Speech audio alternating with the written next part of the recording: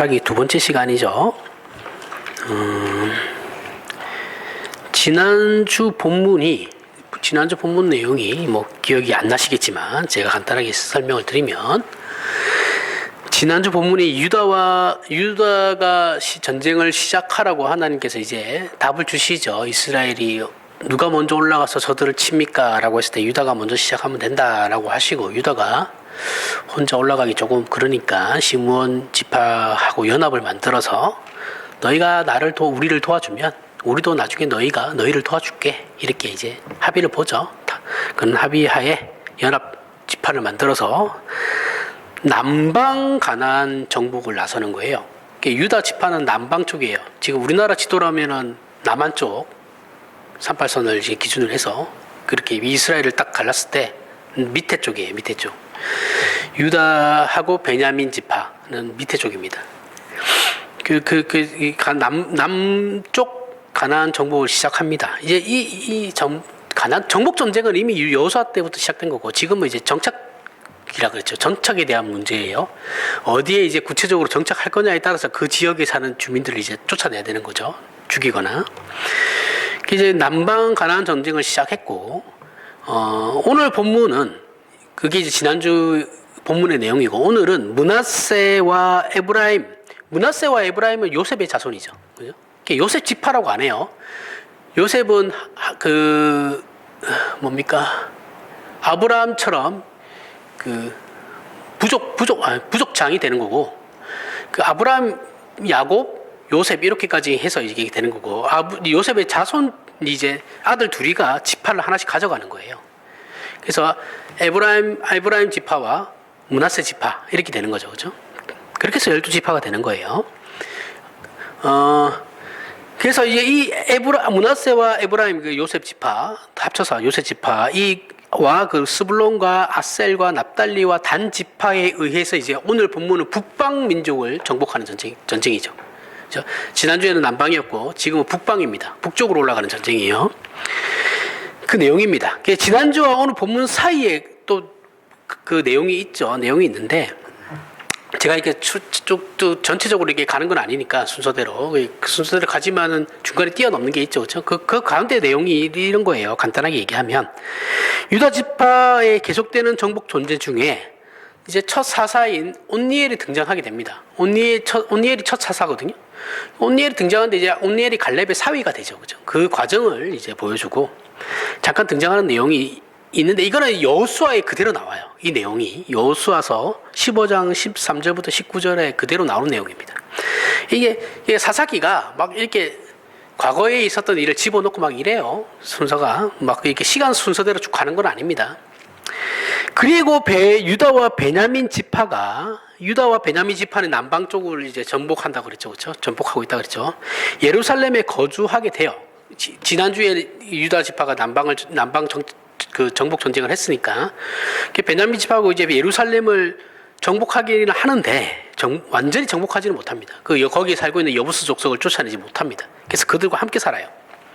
그래서 요셉 그렇게 예루살렘에서 유다와 베냐민 지파와 여부스 족속들이 같이 살고, 요셉 가문이 이제 베델 위쪽에, 이스라엘 북쪽에 있는 베델은 야곱이 외삼촌 집으로 도망가다가 돌베개 베고 자다가 꿈을 꾼 그 장소예요. 하나님을 처음 만난 그 베델. 그 당시에는 이제 루스였죠. 그 당시의 이름은. 루스를 정복한 내용이 이제 오늘 본문에 나오는 거죠. 그리고 1장의 전체 내용을 살펴보면 사사기 전체 내용을 이해할 수 있어요. 사실은 1장만 잘 이해하면 사사기가 뭘 얘기하려고 하는구나라는 걸 알 수 있습니다. 그 설정이 나오거든요. 그 설정들이 막 나와요. 이것과 동일하게 이제 우리는 욥기 초반에 욥기를 우리는 어렵게 생각하지만, 사실은 초반 내용만 제대로 이해하고 있으면 욥기 전체를 이해할 수 있거든요. 그게 똑같은 겁니다. 욥기 초반에 나오는 설정은 뭐예요? 욥은 그 시대에 복이 드문 의로운 자라고 하나님으로부터 칭찬을 받는 자였는데, 사탄의 어떤 근거 없는 이유로 말미암아, 주장으로 말미암아 하나님과 사탄이 내기를 하면서 이제 욥에 대한 시험이 시작된 거죠. 그렇죠? 그래서 그러니까 그 욥기를 읽으면서 욥이 무엇을 잘못했기 때문에 그러한 고난을 받는다라고 그렇게 받아들이는 거는 시작부터가 잘못된 거죠. 욥은 잘못한 게 없었어요. 잘못한 거 없이 고난을 받는 거예요. 그러니까 이제 욥이 뭔가 잘못했기 때문에 야, 세상은 다 인과응보야. 인과율의 법칙에 의해서 움직이는 거야라고 얘기하는 건 틀렸어요. 전 모두가 인과율에 의해서 움직이는 건 아닙니다. 하나님에게 인과율은 없어요. 사사기에서는 그 하나님의 구원과 인도하심이죠. 사사기의 내용이 구원하심과 인도하심인데 이스라엘이 약속의 땅으로 들어왔어요. 그리고 지도자 여호수아는 죽었고 그 후손들이 남아 있다는 것이 지금 설정이죠. 사사기에. 그죠? 여호수아는 죽었고 그의 후손들이 남아 있는 게 설정입니다.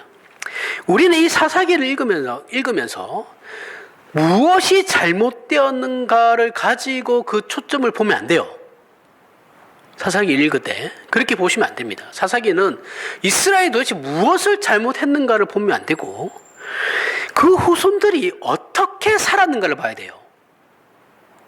사사기를 볼 때는 그렇게 보셔야 돼요. 그걸 먼저 생각하셔야 돼요. 도대체 그 이스라엘 가나안 정복 광야에 살던 사람들 다 죽고 난 뒤에 그 가나안 땅으로 들어간 그들의 후손들은 도대체 어떻게 살았나? 그걸 먼저 생각하셔야 되는 거예요. 왜냐하면 이 사사기 자체가 역사설에서 그런 겁니다. 그래서 섣부르고 우리는 조급하게 저들을 심사해서 심판하려고 하면 안 돼요. 이스라엘을. 우리는 섣부르게 어떻게 홍해를 건너고 만나를 먹으며 40년 광야 생활을 한 그 후손들이 저 모양 족골아진가? 이렇게 생각하면 안 되고, 홍해를 건너고 만나를 먹으며 40년 광야 생활을 한 자들의 후손들이 어떻게 살았나? 이 관점으로 사사기를 봐야 되는 겁니다. 이게 설정 목적이에요. 그렇게 설정되어 있고 그렇게 목적을 가지고 봐야 되는 겁니다. 그 가운데 중요한 설정 중에 하나가 이스라엘은 하나님과의 약속을 어겨 그 원주민을 진멸하지 않았어요. 그죠? 이게 설정이죠. 설정되어 있죠. 진멸하지 않았고 쫓아내지도 않았다라는 설정이 매우 중요한 설정이죠. 그죠? 그리고 그 뒤는 이스라엘이 그렇게 함으로 어떤 결과가 야기되었는가를 살펴봐야 하는 것인데, 자, 하나님이 그 땅에 들어서 하나님 잘 섬겨야 되는 거였는데 이스라엘이 그 하나님과 약속을 깼어요. 그죠? 이 중요한 설정이 하나 있어요. 깨고 난 뒤에 그 이스라엘 어떻게 되었는가? 왜 이스라엘이 어떤 결과들이 일어나게 되었는가를 우리는 살펴봐야 되는 거죠. 살펴봐야 하고 우리는 또 이스라엘이 왜 하나님께 불순종하기에만 바빴나? 왜 저들은 저렇게 지독시르게 말 듣지 않나? 하나님의 말씀을 왜 듣지 않나? 여기에 분노하고 비판하기에만 바빠가지고 사사기가 말하려고 하는 원래 의미를 우리는 늘 놓칩니다. 발견하지도 못해요. 어떤 걸 봐야 되냐고요? 어떤 걸 봐야 된다고요? 이스라엘이 그렇게 함으로 어떠한 결과들이 나타났나? 그 전에 중요한 설정은 뭐라고요? 이들이 하나님의 약속을 어긴 것. 그죠? 약속이 있었다라는 것과 그걸 어긴 것. 그리고 그걸로 말미암아 어떠한 결과들이 발생하게 되었나? 그걸 되게 좀 넓은 의미로 봐야 됩니다. 먼저 짚고 넘어가야 하는 것은, 이거 이해가 가세요? 지금 제가 얘기하는 게. 이게 이해가 돼야 됩니다. 제가 그냥 저러니까 이 모양 이렇게 되지, 이렇게 보면 안 돼요. 단편적으로 보는 게 아니에요. 그렇게 보시면 안 돼요. 그렇게 보시면 안 됩니다. 성경은 그렇게 보면 안 돼요. 먼저 짚고 넘어가야 하는 것은 하나님께서 왜 이스라엘을 편애하시는가? 왜 편애하셔서 우리 이거 다 앞에서 했던 내용입니다. 왜 편애하셔서 가나안 민족들은 진멸하라고 하시는가에 대한 질문이 있어야 돼요. 이걸 이해하려면 제가 앞에 얘기했던 내용을 이해하려면, 아니 멀쩡하게 잘 살고 있는 민족을 자신이 선택했다고, 신이라는 존재가 선택했다고 해서 잘 살고 있는 민족은 다 다 쓸어버리고 자신이 선택한 민족을 거기에다 박아놓는 게 이게 과연 합리적인 신인가? 과연 선한 신인가라고 우리가 생각할 수 있냐? 이렇게 질문할 수 있죠. 그죠?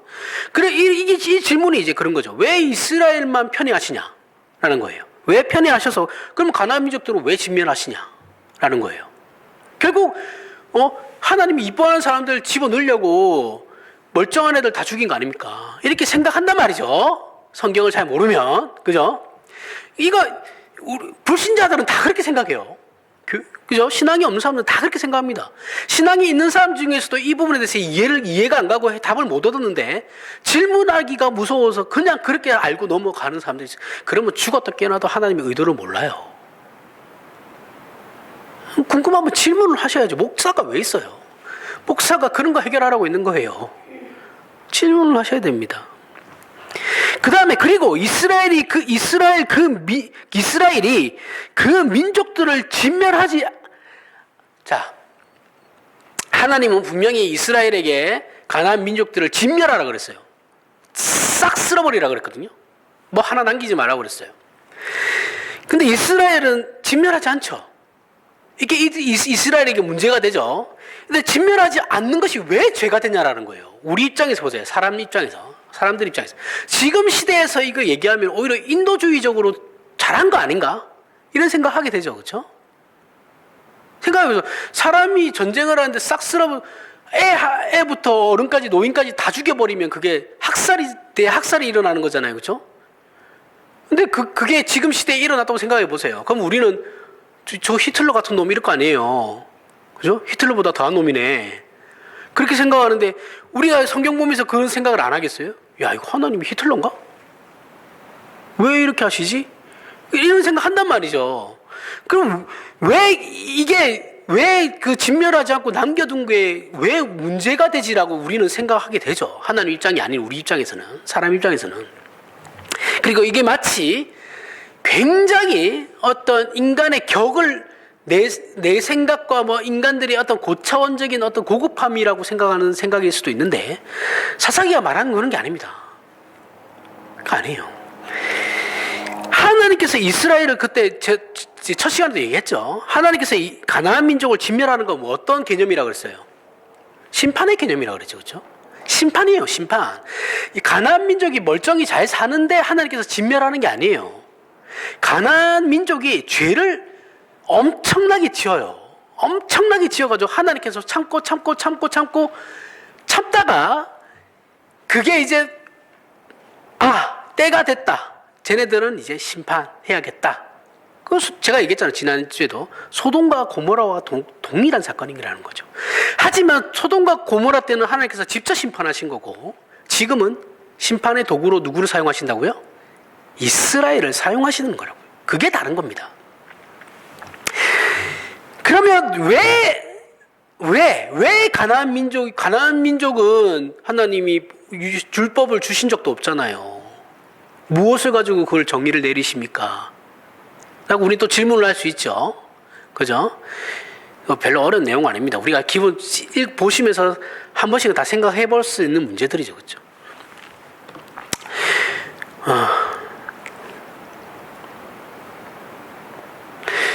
왜 그럴 것 같습니까? 하나님의 법은 율법이라고 해가지고 이스라엘에게 주어졌죠. 그렇죠? 이스라엘에게 주셨죠. 이스라엘에게만 주셨죠. 근데 이 세상을 창조하신 분은 하나님이시죠. 그죠? 이스라엘에게 율법을 줬지만 우리가 인간으로서 가지고 있는 최소한의 도덕적인 양심이 있죠. 그죠? 사람이 사람을 죽이면 안 돼요. 내 이웃을 미워해서도 안 되죠. 뭐 이런 거 기본적인 그런 게 있잖아요. 그죠? 남을 해쳐서는 안 돼요. 사기를 쳐서도 안 되고 도둑질 해서도 안 됩니다.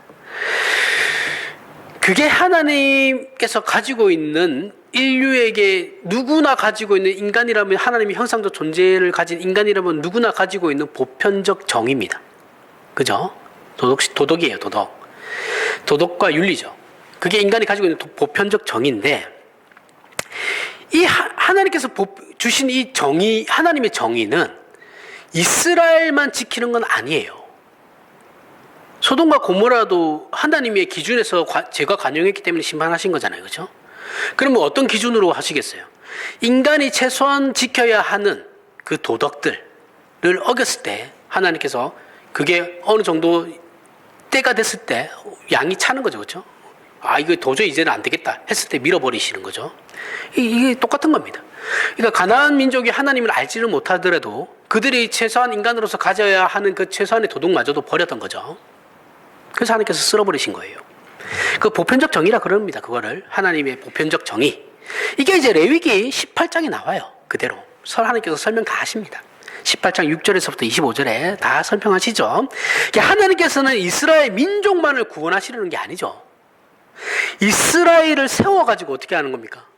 이스라엘을 대표적으로 세워가지고 그들을 통해서 인류가 하나님의 그 정의를 행하기를 원하시는 거예요. 이스라엘 민족이면 무조건 구원받는 차별이 아니고 이스라엘을 통해 가르치신 것과 그 손길을 모든 일례로 삼아 전 인류가 하나님의 정의를 깨우치고 쫓아가게 하려고 이스라엘을 대표로 세우신 거예요. 이거는 오늘날 우리에게도 동일하게 적용되는 겁니다. 우리 신자들에게도 동일하게 적용되는 거예요. 우리가 마치 나만 구원받으면 되지 이런 걸로 우리를 선택하신 게 아니고 우리로 말미암아서 불신자들 입장에서는 생각을 해보세요. 그들의 입장이 되어서 야, 그러면 하나님께서 이미 창세전에 너희 선택해가지고 너희만큼 선택받은 자들만 하나님의 복을 누리는 거면 굳이 내가 불신자인데 그러면 내가 하나님 알지도 못하고 하나님 나한테 복도 안 주시고 뭐 이런 것도 안 주시는데 내가 굳이 하나님을 알 이유가 뭐가 있어? 내가 하나님의 그 너네들이 얘기하는 그 보편적 정의라고 하는 걸 내가 지킬 이유가 뭐가 있는데 이렇게 얘기하거든요. 그죠? 그러면 신자된 입장에서는 뭐라고 해야 되냐면 하나님께서 우리에게 복을 주신 건 맞다. 신자된 우리에게 복을 주신 건 맞는데 우리만 그 복을 누리라고 주신 건 아니야. 우리에게 주시는 그 복을 너희들도 같이 누리게 하기 위해서 우리가 세워진 거다. 이해가세요? 이게 신자입니다. 신자.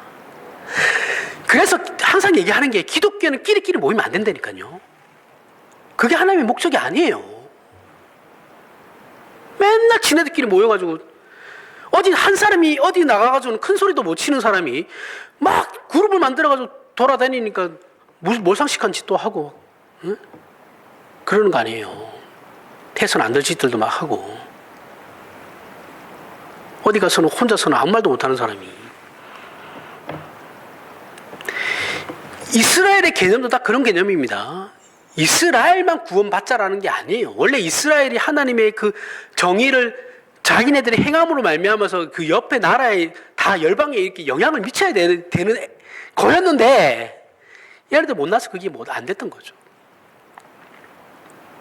이렇게 하나님의 정의를 전 인류가 지켜야 하는 보편적 정의라 표현한 것과 같이 그래서 이것은 이스라엘만이 아닌 이방 민족들도 또 신약시대에 지금 신약시대식으로 얘기하면 예수 믿지 않는 사람들에게도 이 정의는 경험되고 이해되어야 하는 것입니다. 동일하게. 우리를 통해서 하나님의 그 복과 그리고 하나님께서 우리에게 주어진 그 은총을 저들과 함께 믿지 않는 사람이라 할지라도 나누는 겁니다. 그게 이게 개혁파 신앙에서는 굉장히 중요한 하나의 핵심이거든요. 근데 이거 아무도 얘기 안 합니다. 얘기를 안 하는 건지 배웠는데 뭐 까먹은 건지 그건 잘 모르겠어요. 뭐 얘기하신 분들도 분명히 있겠죠. 근데 잘 얘기 안 해요.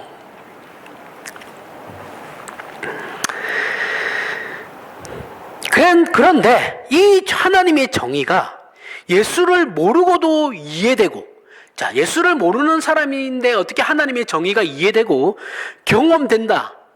이 부분에서 사람이 그러면 구원받지 않고도 하나님의 정의를 경험할 수 있습니까?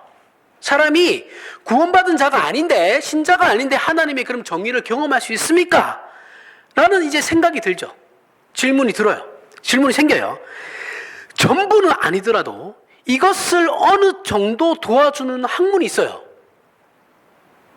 이게 철학과 같은 인문학이에요. 인문학은 사람의 가치와 도덕을 얘기하죠. 그죠? 예, 그런 부분으로 말미암아서 이게 사람을 성찰하게 만들거든요. 인문학은 그런 게 있어요. 그런 부분에서 다는 모르지만, 그 한 부분에 대해서는 그걸 알게끔 한다라는 거죠. 이게 우리가 인간이 가지고 있는 문학이에요. 문학, 철학, 그 다음에 뭐 과학 이런 것도 다 여기에 다 들어가요. 인문학이라는 게 사람이 추구하는 학문이잖아요. 그죠? 그게 모든 것이 다 들어가는 겁니다. 하지만 인문학의 문제점은 뭐냐면 발견하고 인식할 수 있어요. 인간의 문제점이 무엇인지 알 수 있어요. 인간이라는 이런 존재구나라는 것을 알 수 있어요. 신이라는 존재가 있을 수도 있겠구나라고는 알 수 있어요. 그죠? 알 수 있고, 그리고 비판할 수 있습니다. 사람이 짐승과 다른데 그렇게 살면 안 되지라는 것은 신앙이 있고 없고 상관없이 모두가 얘기할 수 있는 거죠. 그렇죠? 그렇게 비판할 수 있습니다. 도와줘요. 그것을 알 수 있게끔 우리가. 그죠? 그런데 그 문제를 해결할 수 있는 답을 주지를 못합니다. 그게 인문학의 한계예요.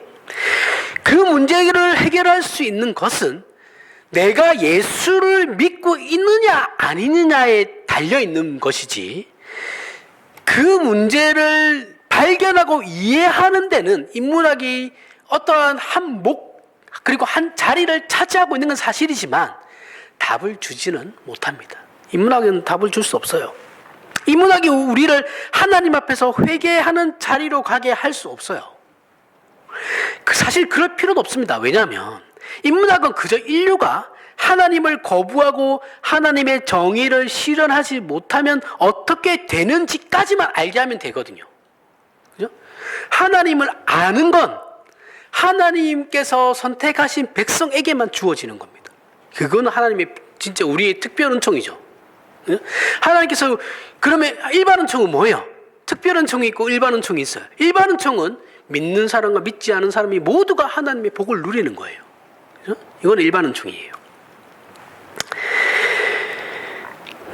어려운 것 같아도 사실 별로 어렵지 않습니다. 말이 좀 이렇게 신학적인 용어들이 나오니까 그런 거예요. 따라서 신자인 우리는 세상의 문제를 발견하고 인식하기 위해서 인문학을 외면하고 무시해서는 절대 안 돼요. 절대 안 됩니다. 절대 안 되고, 오히려 신자라면 인문학적 소양을 키워야 됩니다. 키울 수 있을 만큼 키워야 돼요. 지성적인 사람이 돼요. 인문학적 소양을 가져야지 지성적인 사람이 되는 거거든요. 지성적인 사람이 돼야 돼요. 그래서 우리는 사사기를 본격적으로 들어가기 전에, 지금 우리는 지금 서론을 하고 있으니까 들어가기 전에 하나님께서 왜 가나안 민족을 진멸하라고 하셨을까? 그리고 이스라엘의 불순종이 왜 그들의 역사를 반복적으로 처참하게 만들었을까에 대한 이해를 사사기 도입부, 지금 우리가 보고 있는 이 서론 그 안에 들어있는 그 설정들을 파악함으로 말미암아서 차근차근 알아가도록 하겠습니다. 자, 우리는 역사를 말하면서 역사를 통해 배워야 한다고 우리는 늘 얘기하죠. 그죠? 역사를 모르는 민족은 절대로 성공할 수 없다라는 이런 말도 있어요. 그렇죠? 역사를 알아야 된다. 역사를 통해 배워야지. 말은 그렇게 해요. 그러나 어느 민족도 역사를 통해서 배우는 민족은 없어요. 말은 그렇게 합니다. 말은. 독일은 사람들이 굉장히, 독일 민족 자체가 좀 그래서 그런 건지 모르겠는데, 독일 정도 되니까 이제 원래 철학이 독일에서 철학이 유명하잖아요. 그죠? 독일 정도 되니까 그렇게 지금도 사과하죠. 얼마 전에도 폴란드 가서 또 사과했죠. 무릎 꿇고 미안하다. 폴란드 국민들이 됐다, 이제 그만해도 된다. 너희들의 진심을 이제 우리는 안다. 그러니까 이제 너희는 우리의 이제 영원한 친구다. 이렇게 폴란드가 폴란드에서 사람을 엄청 죽였거든요. 독일이. 거기 유태인 학살도 거기서 일어난 거예요. 폴란드에서. 그러면서 이제 지금도 무릎 꿇고 사과하니까 이제 폴란드도 됐다. 너희는 우리의 친구다. 그만해도 된다. 이렇게 얘기는 하지만 계속 하겠죠. 일본하고는 다르죠. 그죠? 이런 거는, 요런, 독일 정도 이렇게 하는데, 독일은 또 역사적으로 이걸 엄청 가르쳐요. 초등학교 때부터. 근데 사실은 따지고 보면 또 그렇지도 않습니다. 배우지 않아요. 역사를 통해서 잘 안 배웁니다. 사람은 늘 똑같은 잘못을 늘 반복적으로 함으로 발생하는 역사, 이런 것도 어떻게 보면 수레바퀴거든요. 반복해서 늘 실패합니다. 똑같은 잘못을. 오늘날 정치 보세요. 오늘날 정치도 과거에 우리가 다 했던 거예요. 똑같은 잘못을 했던 거 그대로 그냥 하고 있는 겁니다. 그 역사는 의식이 없어요. 의식이 없습니다. 역사는 마치 던져진 주사위거든요. 그래서 역사학자들이 그 역사의 가치를 매기죠. 어떻게 매깁니까? 그 옛날 그 사람들은 왜 그랬을까? 라는 것을 이제 역사학자들이 연구하고 해서 만들어가는 거죠. 그 일을 하는 게 역사학자입니다. 하지만 그건 이미 지난 일이긴 하죠. 그죠? 과거는 지난 일입니다. 그리고 그 실패와 재앙으로 인류 역사가 지금까지 왔거든요. 그래서 인류 역사는 따지고 보면 진화하지도 않았어요. 왜냐하면 우리는 지금도 똑같은 과거에 했던 짓들을 똑같이 반복하고 있으니까 진화하지도 않았고 진보하지도 않았습니다. 어쩌면 인류가 여태껏 살아남은 것 자체가 기적이죠. 왜냐하면 우리는 똑같은 잘못을 맨날 하니까요. 계속하고 있으니까. 근데 지금까지 살아있단 말이죠. 이게 기적이라는 거죠. 이것이 역사의 증언이고, 그렇게 역사가 증언하는 바와 같이 인류는 늘 최악을 선택해요. 늘 최악을 선택합니다. 늘 최악을 선택함으로 여기까지 왔고, 그래서 인류는 두려움과 불안에 처해 있는 거죠. 늘 똑같은 잘못으로 늘 최악을 선택함으로 여기까지 왔기 때문에 우리는 이걸 믿지를 못해요. 사회 시스템도 못 믿죠, 사실은. 그래서 생각한 게 뭐예요? 우리가 늘 최악을 선택하니까 무엇을 만들었어요? 그래서 민주주의를 만든 거예요. 민주주의는 차악을 선택하는 거거든요. 최악이 아니라. 민주주의는 덜 망하자라는 주의지 성공하자라는 게 아니에요. 민주주의는 성공하기 굉장히 힘듭니다. 왜냐하면 이쪽도 생각 다른 애들을 다 하나로 모아가지고 타협하고 협력해야 되기 때문에 시간도 많이 걸리고 인류가 발전하는 데는 오히려 독재가 더 나아요. 근데 민주주의를 선택하는 이유가 뭡니까? 독재는 망하면 하루아침에 망하거든요. 끝까지 가요. 근데 민주주의는 시스템을 만들죠. 그래서 나라가 최악으로 꼬라박는 거는 막아요. 그래서 민주주의를 선택하는 겁니다. 이렇게 어떤 인문학을 통해 알 수 있는 하나님의 보편적 증언과 보편적 정의에 대한 이해는 우리가 성경을 보고 은혜를 받아서만이 알 수 있는 것은 아니죠. 하나님의 보편적 정의는 성경을 통해서만 알 수 있는 게 아니에요. 우리 삶 자체에 통해서도 알 수 있는 겁니다. 누구나 알 수 있어요. 이건 이제 앞에서 얘기했듯이 하나님의 일반 은총이라고 합니다. 하지만 이것만으로는 구원은 얻을 수는 없어요. 구원은 그걸로 얻을 수 있는 게 아닙니다. 우리는 그런데 지금 우리가 말하는 건 구원에 대한 것이 아니에요. 구원에 대한 것이 아니고 하나님의 보편적 정의에 대해서 말하는 거예요. 그죠? 지금 이 가나안 민족이 왜 진멸할 수밖에 없나? 왜 심판받을 수밖에 없냐에 대해서 얘기하고 있는 거잖아요. 그죠?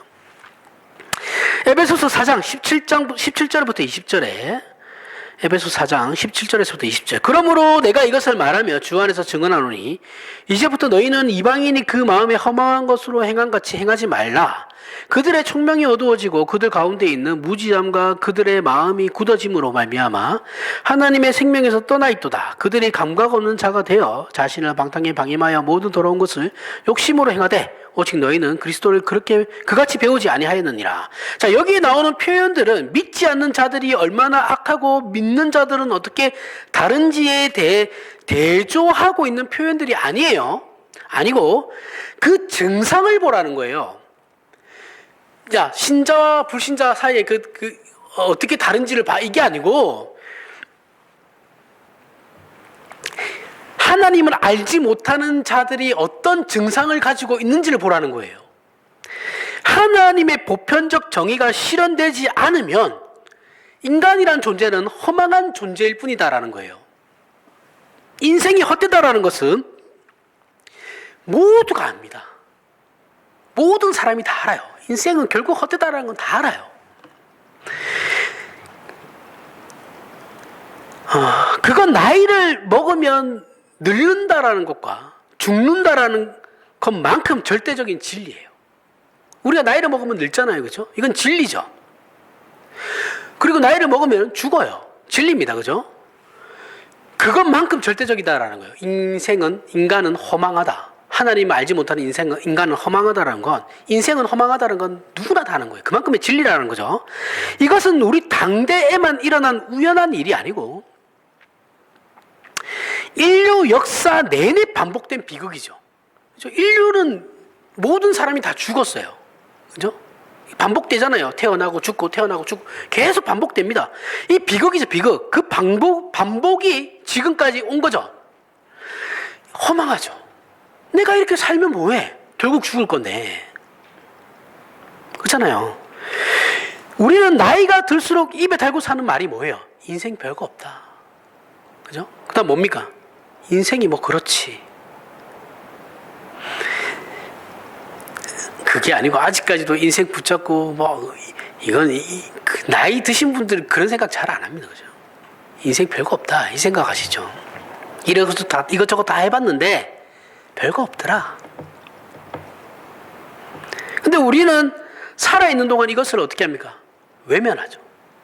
젊을수록 더 그럽니다. 그죠? 죽음이 마치 남의 얘기 같죠. 젊었을 때는. 그럼 사람이 왜 나이 들면서 철듭니까? 죽음이 다가오거든요. 느껴지니까.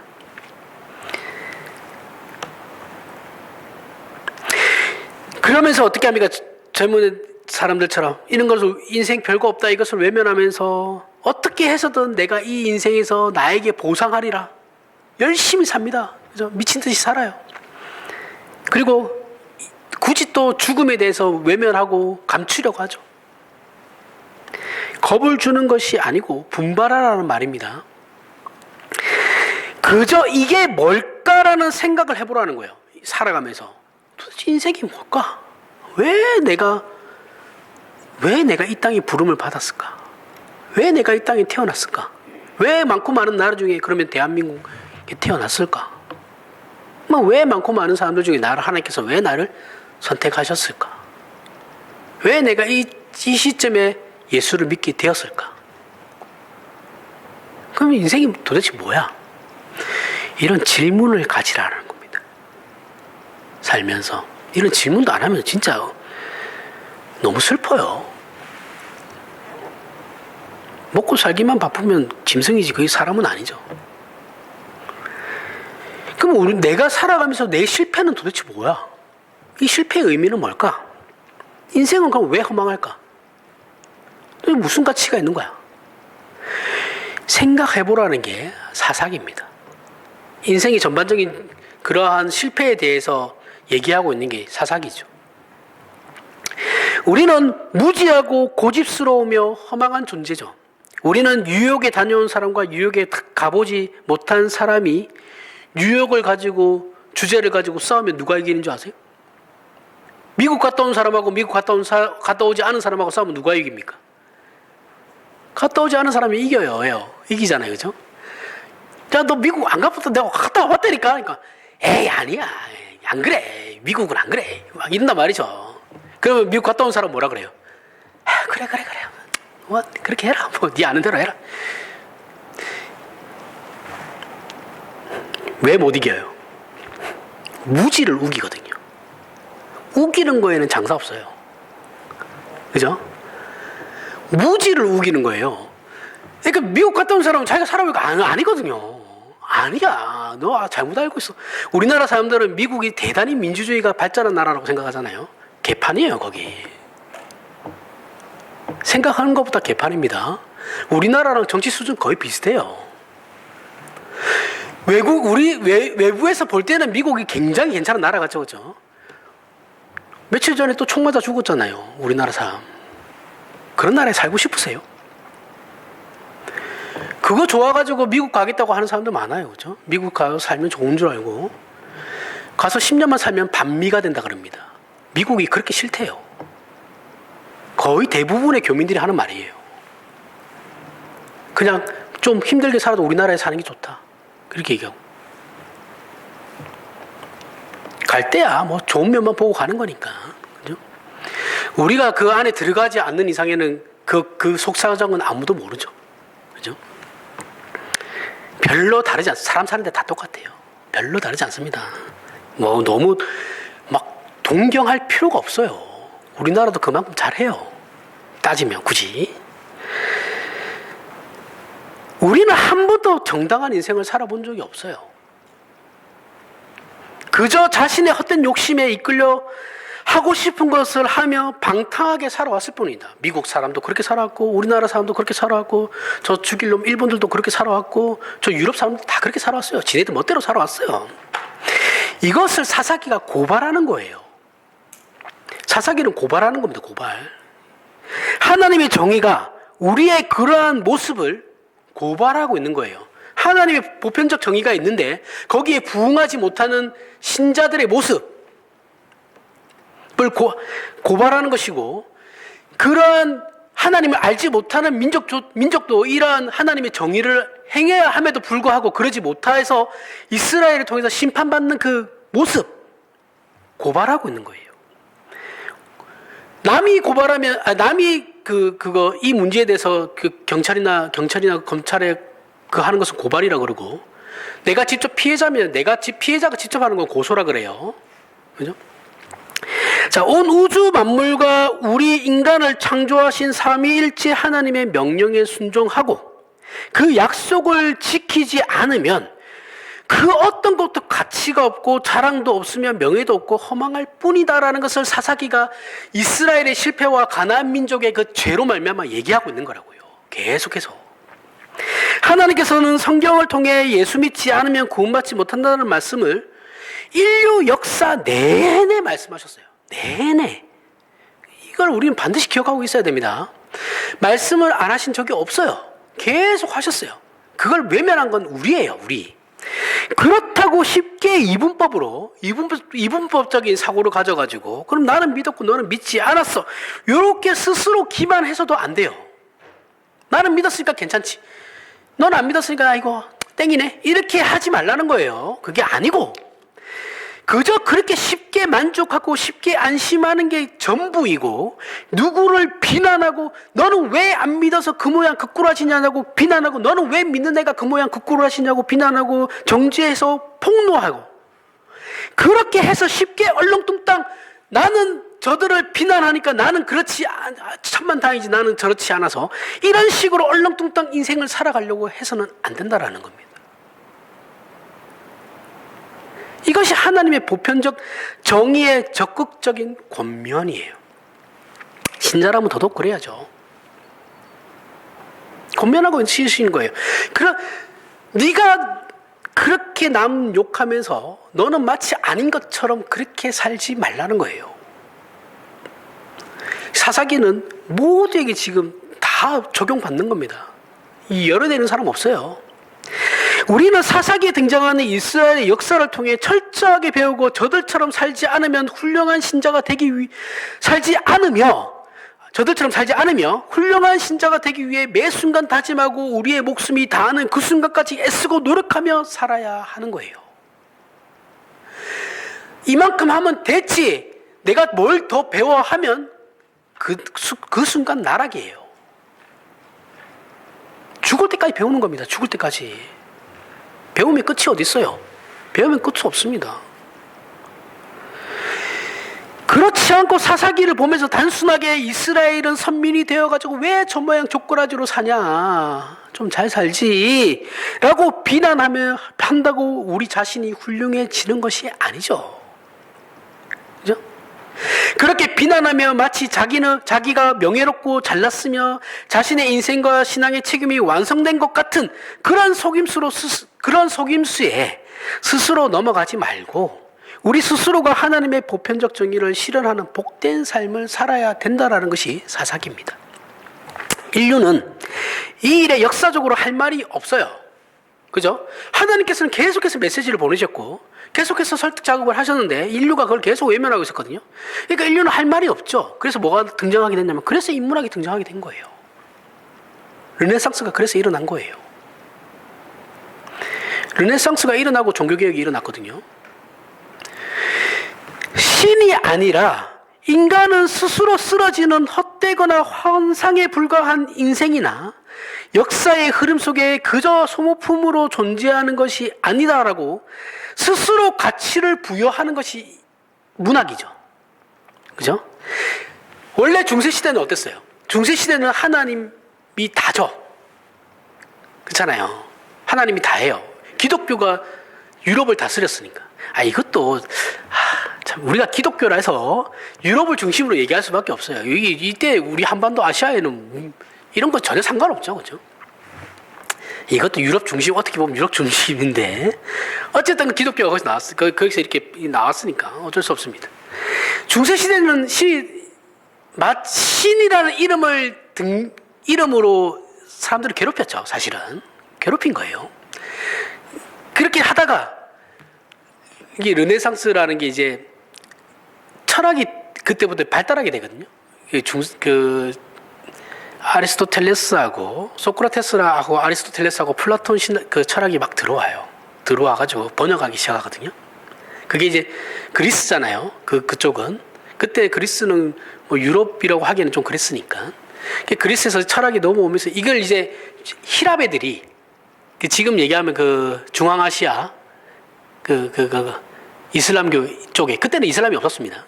그때 그 애들이 이제 철학이 발달했었어요. 그걸 쓴 거를 이제 십자군 전쟁 때 가서 이제 이런 게 있구나 하면서 가져와가지고 번역하기 시작한 게 이제 소크라테스하고 플라톤하고 그다음에 플라톤 다 제자예요, 그죠? 소크라테스 제자가 그 플라톤이고 플라톤의 제자가 아리스토텔레스입니다. 그들의 철학이 들어오게 되면서 인문학이 르네상스가 일어나요. 인문학이라는 게 있구나, 이 문학이라는 게 있구나, 이 철학이라는 게 있구나라는 걸 알게 돼요. 그러면서 그게 이제 그런 걸 알게 되면서 이제 신으로부터 떠나게 되죠. 인간이 떠나게 되면서 신 없어도 사람은 스스로 가치를 부여할 수 있어라고 만들어진 게 르네상스예요. 그리고 거기에서부터 또 영향을 안 받았다라면 거짓말이에요. 종교개혁자들이 영향 받아요. 인문학의 영향을 받았어요. 그래서 성경을 바르게 해석할 수 있게 된 거예요. 그래서 그들이 또 튀어나온 사람이 마틴 루터입니다. 그리고 거기에 후계자로 칼빈이 있는 거예요. 물론 루터의 후계자가 칼빈은 아니지만 어떤 종교개혁에 있어서 흐름에 있어서 그렇게 되는 겁니다. 인간의 정신을 노래하는 게 인문학이란 말이죠. 그래서 요한복음 8장 31절부터 32절에 그러므로 예수께서 자기를 믿는 유대인들에게 이르시되 너희가 내 말에 거하면 참으로 내 제자가 되고 진리를 알지니 진리가 너희를 자유롭게 하리라. 그들이 대답하되 우리가 아브라함의 자손이라 남의 종이 된 적이 없거늘 어찌하여 우리가 자유롭게 되리라 하느냐. 예수께서 대답하시되 진실로 너희에게 이르노니 죄를 범하는 자마다 죄의 종이라. 종은 영원히 집에 거하지 못하되 아들은 영원히 거하나니 그러므로 아들이 너희를 자유롭게 하면 너희가 참으로 자유로우리라. 나도 너희가 아브라함의 자손인 줄 아노라. 그러나 내 말이 너희 안에 있을 곳이 없으므로 나를 죽이라는도다. 나는 내 아버지께서 본 것을 말하고 너희는 너희 아비에게 들은 것을 행하느니라. 대답하여 이르되 우리 아버지는 아브라함이라 하니 예수께서 이르시되 너희가 아브라함의 자손이면 아브라함이 행한 일들을 할 것이거늘 지금 하나님께 들은 진리를 너희에게 말한 사람이 나를 죽이라 하는도다. 아브라함은 이렇게 하지 아니하였느니라. 너희는 너희 아비가 행한 일들을 하는도다. 대답하되 우리가 음란한 데서 나지 아니하였고 아버지는 한 명뿐이시니 곧 하나님이시로다. 예수께서 이르시되 하나님이 너희 아버지였다면 너희가 나를 사랑하였으리니 이는 내가 하나님으로부터 왔음이라. 나는 스스로 온 것이 아니요 아버지께서 나를 보내신 것이니라. 자, 예수님과 바리새인 간의 어떤 논쟁이죠. 논쟁인데 바리새인들이 예수님을 거부하는 이유가 뭐냐면 바리새인들이 역사와 인생과 궁극적 문명에 대하여 예수님과 반대편에 서 있기 때문에 그런 거예요. 역사적으로도 그렇고 신학적으로도 그렇고 인생적으로도 그렇고 하여튼 예수님과 다 반대편에 서 있어요. 바리새인들은 인간이 모든 것의 주인이라고 생각해요. 인문학자들이 가지고 있는 그러한 생각들을 가지고 있는 거죠. 그렇죠? 인간이 최고예요. 신이라고 말은 하지만 사실은 신은 필요 없어요. 바리새인들은 자기가 율법을 지키면 구원 받는다고 생각했던 자들이죠. 그렇죠? 그리고 이미 구원은 받았죠. 선민으로 태어났으니까. 그래서 모든 것의 주인은 인간이라고 믿는 게 바리새인이에요. 바리새인이고 그 운명도 자기 손으로 만들어갈 수 있다라고 얘기하는 게 바리새인입니다. 그러니까 인간에게는 그저 아브라함의 자손이라는 것, 아브라함의 자손이 구원받을 수 있으니까 그들이 생각하는 논리예요. 그리고 모세의 율법을 이 두 개만 가지면 인간으로서는 충분하다라고, 완벽한 존재다라고 생각했던 거예요. 이 인문학자들이 가지고 있는 생각과 동일한 거예요. 그런데 예수께서는 그렇지 않다라고 말씀하시는 거죠. 그렇죠? 아브라함과 모세를 보내신 분이 누구냐라는 거예요. 더 본질로 들어가죠. 야, 너희는 아브라함의 후손이고 율법만 가지고 있으면 너희가 완벽한 존재가 된다라고 생각하는데, 그럼 그래, 좋다. 그러면 그 율법을 주신 분은 누구시고 그 아브라함을 보내신 분은 도대체 누구냐? 아브라함을 선택하신 분은 누구고 모세를 보내신 분은 누구며, 그럼 모세에게 그 율법을 주신 분은 누구냐? 그걸 기억하라는 거예요. 시작부터 다르니 시작이 아예 달라요. 그죠? 지금 예수님 말씀하시는 거하고 바리새인이 생각하는 거하고는 시작이 다르기 때문에 같이 갈 수가 없어요. 인간은 아브라함과 모세를 가짐으로써 되는 것이 아니죠. 그렇죠? 아브라함과 모세와 모세의 율법을 가졌다고 해서 인간이 완벽하게 되는 게 아니에요. 그들을 보낸 하나님께서 무엇을 원하시는가를 생각하라는 거예요. 거기까지 쫓아가지 않으면 안 된다라고 말씀하시는 게 예수님의 말씀입니다. 신데렐라와 백설공주가 왕자를 만나요. 왕자를 만나가지고 결혼해서 행복하게 살았더라, 이렇게 끝나면 그게 다예요? 그게 인생이 전부, 동화는 그렇게 끝나죠. 사실은 그때부터가 현실의 시작이죠. 그렇죠? 맨날 싸울 거예요. 부부싸움 맨날 할 거 아니에요. 그게 전부이고 그게 끝이라고 하면 안 되는 거죠. 구원받았으니까 끝. 모세의 율법과 아브라함의 자손, 혈연적으로 아브라함의 자손이니까 나는 끝. 말 같지도 않은 소리 하지 마라. 이게 예수님께서 말씀하시는 거예요. 인간의 궁극적인 운명과 지위는 그것보다 훨씬 크다라고 말씀하시는 겁니다. 지금 예수님과 바리새인들의 논쟁하는 이 논쟁의 내용보다 더 우리의 신자된 자리와 지위와 운명을 잘 증명하는 것은 없어요. 인류의 인문학이 만들어낸 인간에 대한 모든 기대, 인문학은 끊임없이 인간에 대해 찬양하거든요. 하나님 없는 인간에 대해서 찬양해요. 찬양하고 거기에 대해 환상을 가져요. 인간은 할 수 있어. 왜 못해? 우린 더 잘 할 수 있을 거야 라고 계속해서 되뇌이면서 얘기하는 것이 인문학이에요. 그런 환상을 깨고 박살을 내 인문학을 소용없게 만들라는 것이 아니고 인문학의 한계를 인정하라는 거예요. 한계를 인정하고 우리의 인간됨의 한계도 인정하고 그것을 넘어갈 수 없었던 자리를 넘어가게 하는 내용을 성경이 담고 있는 거죠. 그렇죠? 인간은 분명히 한계가 있어요. 그 한계를 우리는 인정합니다. 인정하고 그리고 인간이 만들어낸 그 인간에 대한 그 환상들, 한계가 있다라는 거예요. 무한하지 않아요. 인문학자들이 얘기하는 것처럼 인간은 그렇게 무한한 기대를 가지고 살 수 있는 존재가 아니에요. 그런 거는 그렇게 아니고 인간은 분명히 한계가 있고 그 한계를 넘어서는 건 성경밖에 없어요. 그걸 얘기하는 것이 적나라하게 보여주는 게 사사기라는 겁니다. 우리가 현실을 살면서 확인해야 하는 현실이 무엇입니까? 여러분들이 신자로서 현실을 살아가고 있으면서 살아가면서 확인해야 하는 현실이 뭐예요?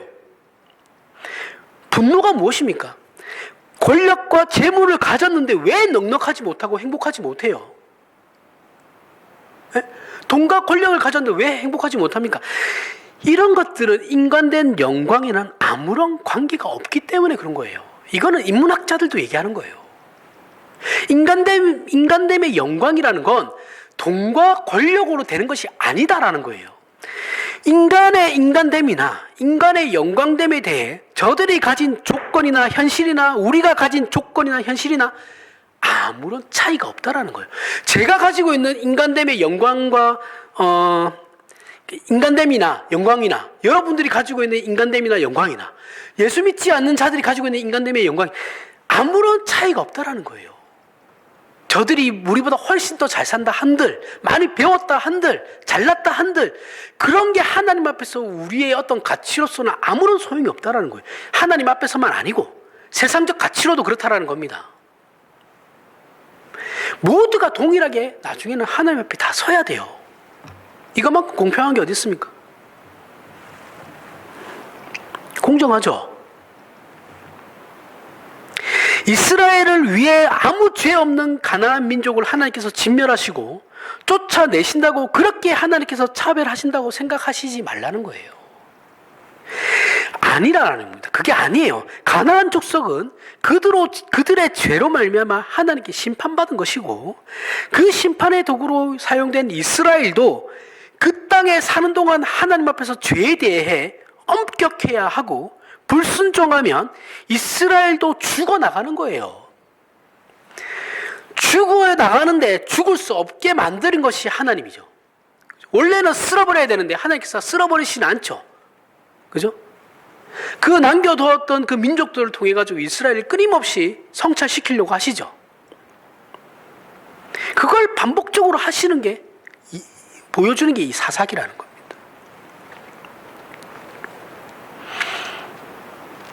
포기하지 않으세요, 하나님은. 그죠? 우리 같으면 진작에 다 없애버렸죠. 이 짓을 하나님께서 400년 동안 하신다니까요. 400년만 하십니까? 왕정 시대 들어와가지고 하나님 잘 믿을 때가 언제예요? 다윗 시대밖에 없어요. 이것도 한 300~400년 가거든요. 그리고 또 어떻게 해요? 그거 망해요. 그 다음에 또 한 400년이 또 중간기 시대가 있죠. 신약 예수님 오시기 전까지. 그때 또 이스라엘은 벌칙거리해요. 하나님하고. 그때는 하나님이 말씀도 안 주십니다. 하지만 포기하지 않으시죠. 예수님이 결국은 오셨잖아요. 그렇죠? 죽고 싶어도 죽지 못하는 게 이스라엘이에요. 망하고 싶어도 망하지 못하는 게 이스라엘이에요. 하나님께서 그들을 붙잡고 있으니까요. 사사기는 이스라엘과 우리를 위해 하나님께서 무엇을 하시는가, 잘 생각해 보세요. 이스라엘과 우리를 위해서 하나님께서 지금 어떤 일을 하시는가를 보라는 게 사사기예요. 그럼 어떻게 하시는가를 보여주는 것이고, 우리의 생애가 얼마나 중요하며 주어진 조건이 얼마나 충분한 조건인지를 보여주는 게 사사기입니다. 예수 믿는 것을 하나님의 일하시는 그 공정함과 성실함으로 이해하지 못하면 원망만 하다가 인생 끝나요. 부디 다른 사람 평가하거나 다른 사람과 비교하지 말고 하나님 앞에서 자신의 인생을 사셔야 됩니다. 다른 사람 얘기하지 마세요. 자기 인생을 사세요. 그래서 무슨 이념, 무슨 사조, 이상, 대의, 애국하라는 소리 절대 안 합니다. 그런 그와 같은 어떤 추상적인 관념으로 가지 마시고, 신앙을 그런 식으로 가지고 가지 마세요. 가지고 가지 마시고, 뜬구름 잡는 소리 하는 사람들 밀쳐내시고, 그 사람들 말 믿지도 마세요. 하나님 앞에서 하나님의 자녀로 사는 나 자신, 여러분 자신을 바라보셔야죠. 그리고 우리 신자는 이런 것들로는 대체 불가능한 것을 소유한 자라는 것을 깨달으셔야 돼요. 영생은 여러분 죽어서 얻는 것이 아니고 예수 믿는 그 순간부터 시작되는 겁니다. 기도하겠습니다. 하나님 아버지, 은혜를 감사합니다. 우리는 하나님의 사람으로 세상과 맞서 싸워야 하는 존재들입니다. 그런 의미에서 쉽게 살 수 있는 인생은 없다는 것을 알게 되었습니다. 부디 우리 스스로를 속이지 말고 세상에 굴하지 말며 하나님의 일하심을 기억하고 담대한 마음으로 가짐으로 다른 사람과 비교하는 것이 아닌 하나님 앞에서 자신의 인생을 살아 하나님의 일하심과 약속과 은혜와 능력과 신비와 기적을 경험하는 저희가 되게 하여 주시옵소서. 예수님 이름으로 기도합니다. 아멘.